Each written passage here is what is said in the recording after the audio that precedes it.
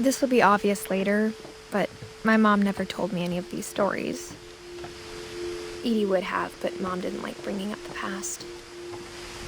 Though, when we adopted a stray kitten, she was the one who named it Molly.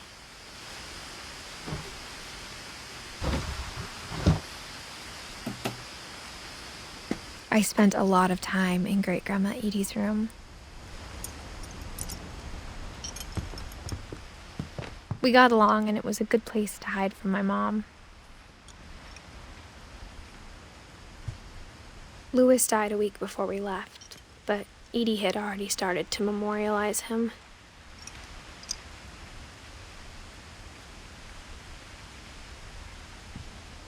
Her room was like a museum.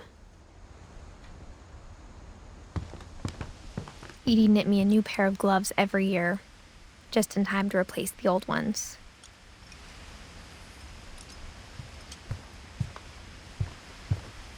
Edie gave a big interview about a mole man living under the Finch house. My mom was furious.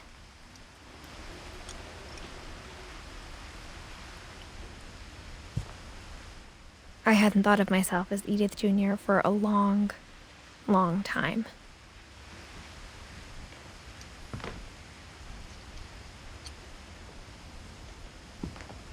When Edie told people Sven was killed by a dragon, she could also have said he was building a dragon-shaped slide that collapsed. She could have, but she didn't.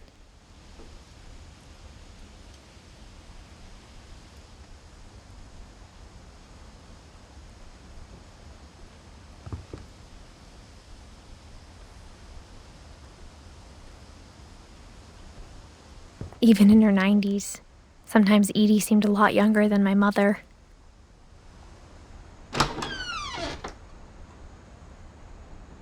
The only trace Grandpa Sam's first wife, Kay, left on the house was the pink bathroom. It was a pretty big trace.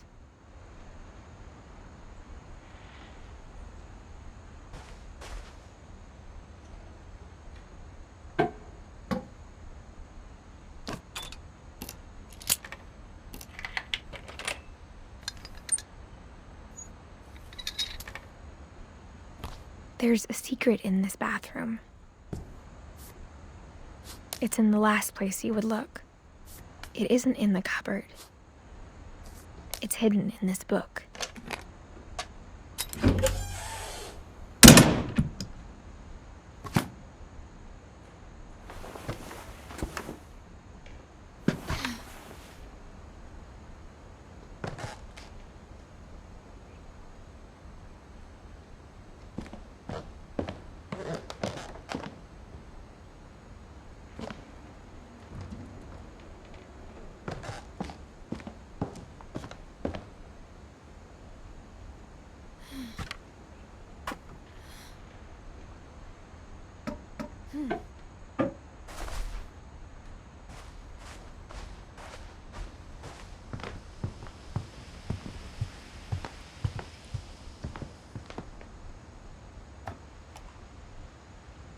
For 500 years, the Finches have been famous throughout Norway for their fortune and misfortune. Odin Finch buries the latest victims of the family curse, his wife Ingeborg and their newborn son, Johan. On January 7th, 1937, he set sail with his family and his house, hoping to leave the curse behind. But 40-foot waves off the coast of Washington send the house and Odin to the bottom of the sea. Odin's daughter Edie, with husband Sven and baby Molly, step ashore on their new home, Orcas Island. Odin Finch is the first to be buried in the new family cemetery.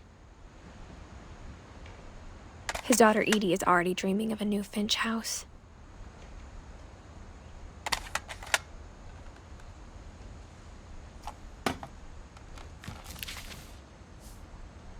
Whatever's wrong with this family, it goes back a long ways.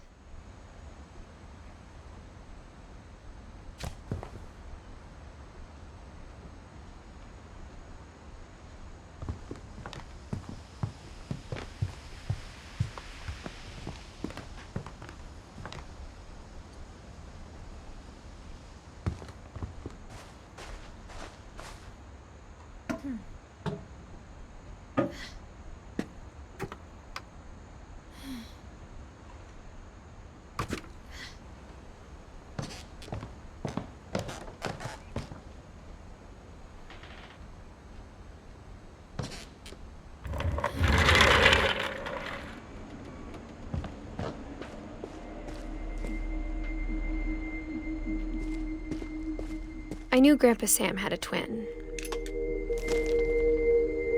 and that he never talked about him.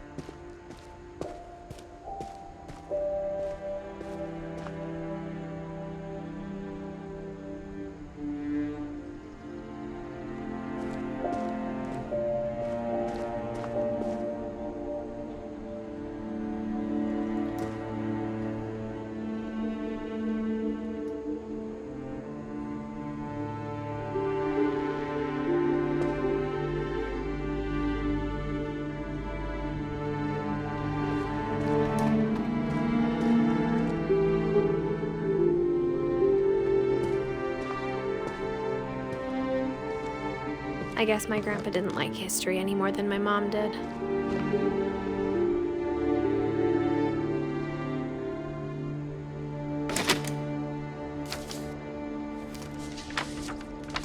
How I Want to Remember My Brother by Sam Finch. The thing I remember is that when he made up his mind, that was it.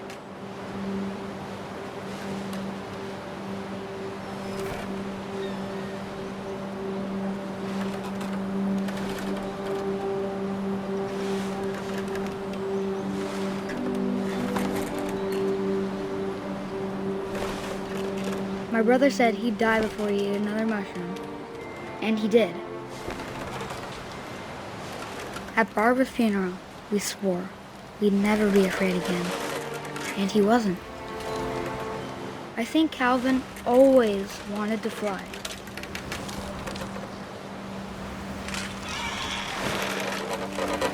Sam! Calvin! Dinner's ready! Coming! But that day, he finally made up his mind to do it. I told him going around was impossible. Maybe if I hadn't said that. Calvin, I'm not gonna tell you again. Maybe if the wind hadn't picked up, then maybe he'd still be here. But I doubt it. I think he'd already made up his mind. That's what I want to remember about my brother.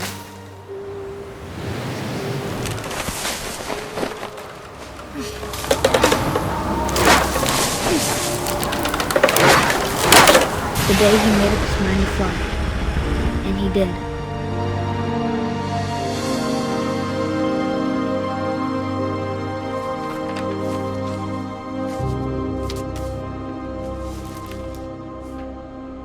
Calvin's story felt strangely familiar. When I was younger, I remember trying to do the exact same thing.